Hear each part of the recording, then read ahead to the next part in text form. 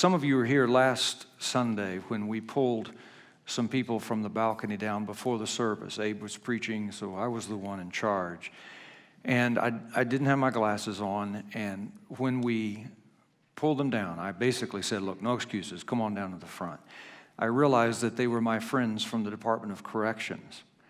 And they come to this service, and I had known that a recent policy change had occurred to where they had to wear their orange.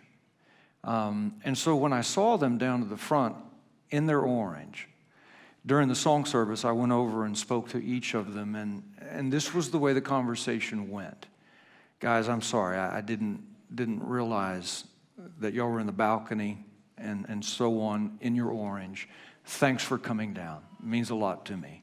How do you feel about wearing your orange inmate uniform to church? I think it was John who said to me, well, how would you feel? I said, good point. I said, let me ask you this question. Do you believe that you are as important to me as that man over there in his suit and tie?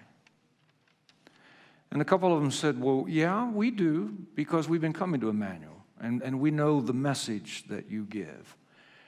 But the problem is there are some people who are new to EEEC, and they don't know that they're as important as the man in the suit and the tie.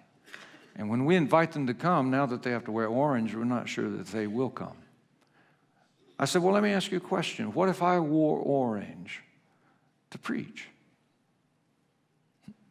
And they kind of smiled and looked at me. Would you do that? I said, I sure would. That way you can at least tell them that you preached in orange to communicate that we are as important as the people who come in a suit and a tie. You see, the message at Emmanuel is that a person should not be identified by the clothes they wear, but by the cross they bear. And so we have to be careful that we don't judge even those who commit the most grievous of crimes when they're seeking God. And that's our message this morning in the series, The 9 Dangers Christians Face. We're talking about too much comfort. I believe a church that gets too comfortable is a church that loses the power of the Holy Spirit.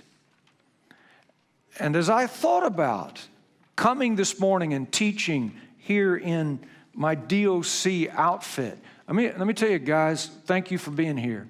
Kyle and Carol, thank you for showing your love for these and dressing in orange as well. I don't think people here understand how hard it is to get a uniform like this. I mean, you can't go down to the jail and ask for one. You can't order one over the internet. In fact, I realized I learned some things in the yard, so to speak. These are called Bob Barkers. And the reason is Bob Barker owns the company that sells these to prisons worldwide. So I couldn't find one.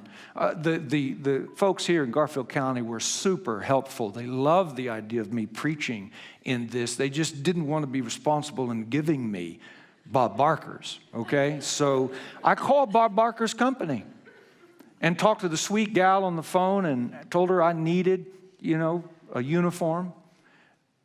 And she said, well, we don't sell them to individuals, one at a time. We only sell them to institutions. And I said, even if the price is right? And yeah. She didn't laugh like you guys laughed. So I ended up having to get it off of Amazon. And walking in this morning at about 6:45, genuinely, guys, I empathize with you now. I'm looking around, who's watching me, I get what you feel. Okay, so understand this, because I get what you feel, keep on coming, because you're never identified by the clothes you wear. It's the cross you bear.